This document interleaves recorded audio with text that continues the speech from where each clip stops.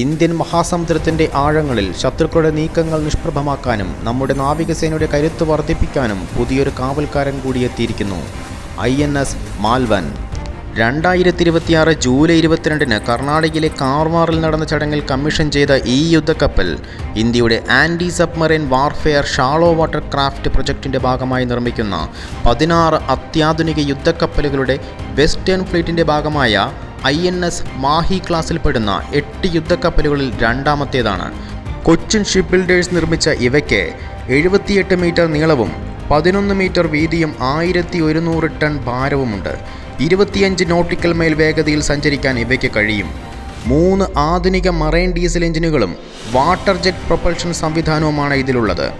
ആഴം കുറഞ്ഞ സമുദ്രമേഖലകളിൽ ശത്രുക്കളുടെ അന്തർവാഹിനികളെ നേരിടാൻ പ്രത്യേകം രൂപകൽപ്പന ചെയ്തവയാണ് ഇവ.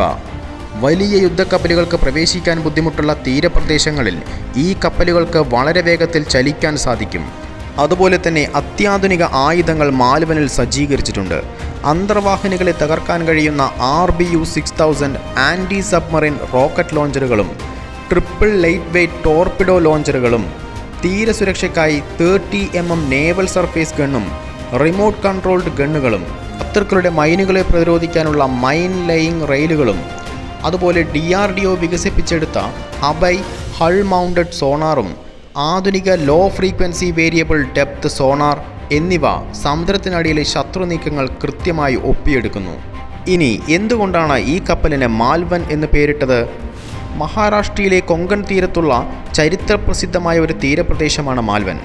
ഛത്രപതി ശിവജി മഹാരാജാവ് പണിതീർത്ത ചരിത്രപ്രസിദ്ധമായ സിന്ധുദുർഗ് കോട്ട സ്ഥിതി ചെയ്യുന്നത് ഈ മാൽവൻ തീരത്താണ്.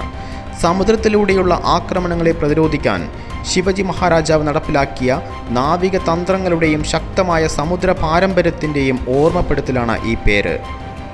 ഇന്ത്യൻ മഹാസമുദ്രത്തിൽ ചൈനയുടെയും പാകിസ്ഥാൻ്റെയും അന്തർവാഹിനി സാന്നിധ്യത്തിനും നാവിക നീക്കങ്ങൾക്കും പ്രധാനപ്പെട്ട സമുദ്ര വ്യാപാര പാതകൾക്കു നേരെയുള്ള ഭീഷണികൾക്കും ഇന്ത്യയുടെ മറുപടിയാണ് മാൽവൻ.